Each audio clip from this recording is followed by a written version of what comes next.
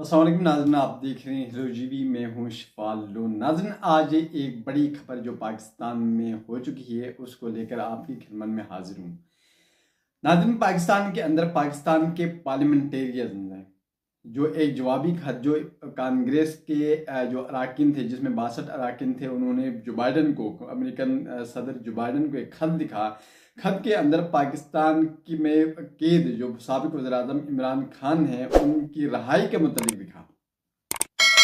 لکھنے کے بعد اب پاکستان کے پارلیمنٹیرینز میں، جس میں 162 اراکین ہیں، انہوں نے وزیر اعظم پاکستان شہباز شریف کو ایک خط لکھا۔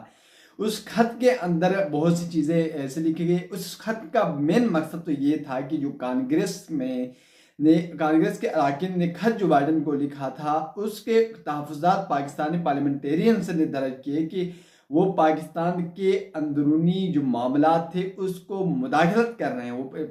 وہ جو کانگریس کے اراکین ہیں اس کو مداخلت کر رہے ہیں کہ پاکستان کے اندرونی معاملات ہیں اس پر ہر قسم کی جو چیزیں ہیں اس پر کنسرن ظاہر کیا کہ وہ اس قسم کے خط کیوں لکھتے ہیں، اور انہوں نے کہا کہ اس خط کے ذریعے وہ وزیر اعظم پاکستان کانگریس کے اراکین کو آگاہ کریں کہ وہ جس شخصیت کے حقوق کے لیے، شخصیت کو رہا کرنے کے لیے جو خط لکھ رہے ہیں، یعنی سب سے پہلی بات یہاں پہ یہ ہے کہ جو انڈین جو کانگریس ہے امریکن، انہوں نے انسانی حقوق کی بنیادوں پر انہوں نے خط لکھا کہ وہ انسانی بنیادی حقوق کے خلاف ہیں۔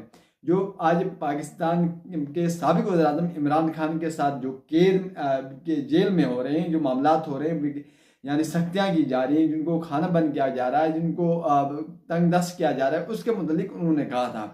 تو اس کے متعلق اب پاکستان کے پارلیمنٹیرین نے ایک خط لکھ کر انہوں نے کہا کہ جو پاکستان کے اندرونی معاملات ہیں اس پر کسی قسم کی مداخلت برداشت نہیں کی جائے گی، ان پر کنسرن ہے، اس معاملات پر ان کے آگاہ کیا جائیں، اس وزیر اعظم ان کو آگاہ کریں کہ یہ کس شخصیت کے لیے آواز اٹھا رہے ہیں۔ تو اس میں جو خط میں لکھا گیا، خط میں جو چیزیں لکھی گئی ہیں اس میں سے بعض اوقات یہ کہا جاتا ہے کہ جو خط میں لکھا گیا اس سے بخوبی موسٹلی جو پارلیمنٹیرینز ہیں اس خط میں لکھا کیا گیا ہے وہ ان کو خود پتہ نہیں ہے۔ جس طرف سے یہ خط لکھوایا گیا، جنہوں نے لکھا ان کو پتہ ہے، لیکن اس کے علاوہ کسی کو پتہ نہیں۔ خط کا متن جو ہے، خط میں لکھا کیا ہے، وہ آپ کے سامنے پڑھ کے میں آپ کو بتا دوں گا۔ اراکین پارلیمنٹ نے خط میں لکھا ہے کہ ممبر بحیثیت پارلیمنٹیرین سمجھتے ہیں کہ وزیر اعظم کے ذریعے کانگریس اراکین کو آگاہ کریں کہ پاکستان جمہوری چیلنج سے نبرد آزما ہے، جسے انتہا پسندی کی سیاست نے مزید پیچیدہ کر دیا ہے۔ انتہا پسند سیاست کس کو کہتے ہیں؟ جو عمران خان کو ڈائریکٹلی کہا جاتا ہے کہ عمران خان وہ شخصیت ہیں جنہوں نے پاکستان میں انتہا پسندی کی سیاست کو اجاگر کیا۔ اس کے بعد خط میں لکھا گیا کہ بانی پی ٹی آئی نے ریاستی اداروں کے خلاف سیاسی تشدد اور مجرمانہ دھمکیوں کو متعارف کرایا۔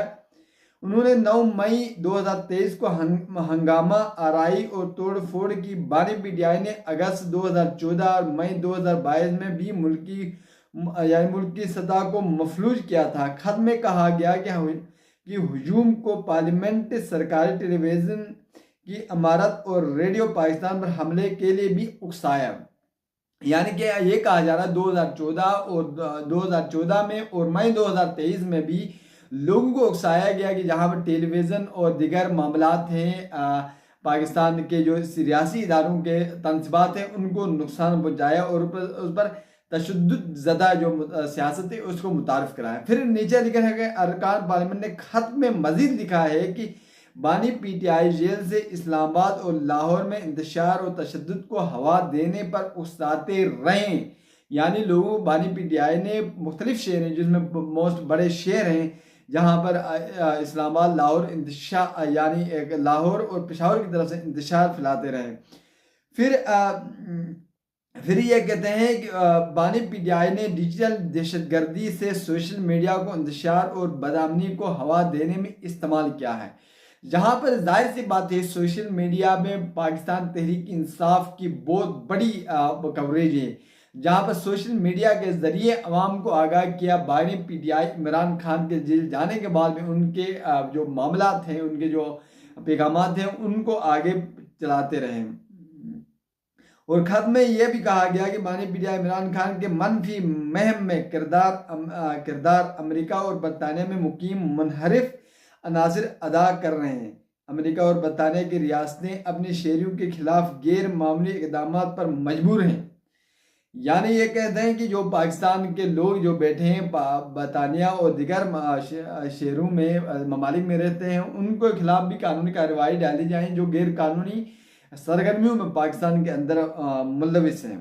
پھر کچھ مزید بھی کہہ رہے ہیں کہ وزیراعظم کو لکھے گئے خط میں مزید کہا گیا کہ امریکی کانگریس کے اراکین کے ایسے شخص کی حمایت حیران کن ہے جو امریکی عدالت سے فرار ہے۔ یہ کس لیے کہتے ہیں؟ اس کا جو کہا جاتا ہے یہ جو سائفر کا کیس تھا اس کے متعلق میرا خیال ہے اس طرف یہ اشارہ دیا جا رہا ہے۔ کانگریس اراکین کا زیر سماعت مقدمات پر تبصرہ عدالتی عمل کو متاثر کرنے کے مترادف ہے۔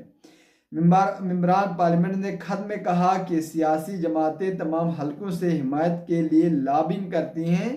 پاکستان میں سیاست کے بارے میں ایسے تبصروں کو مداخلت اور بے بنیاد سمجھا جاتا ہے۔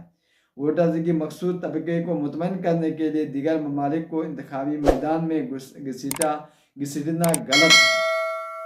ناظرین یہ تو تھی کیا کہتے ہیں آج جو خط میں متن جو لکھا گیا تھا وہی تھا۔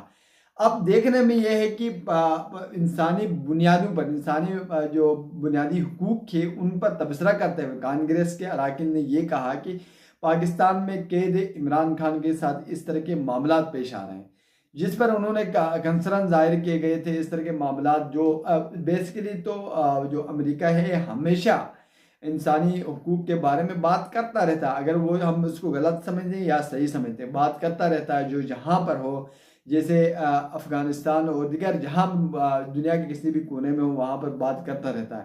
لیکن عملی طور پر جو امریکہ کرتا ہے وہ کچھ اور ہے، جو امریکن جو پالیسی ہے وہ کچھ اور ڈیفرنٹ ہے، کیونکہ امریکہ ہمیشہ یہ کنسرن دنیا کے لوگ کرتے ہیں کہ امریکہ جو کرتا ہے وہ تقریباً دیکھنے میں کچھ اور ہوتا ہے۔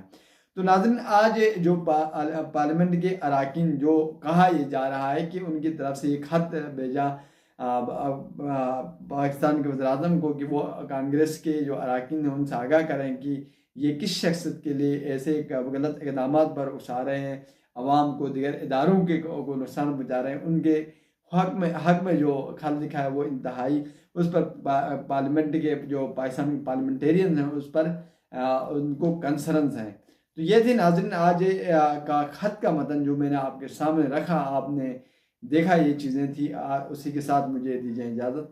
اللہ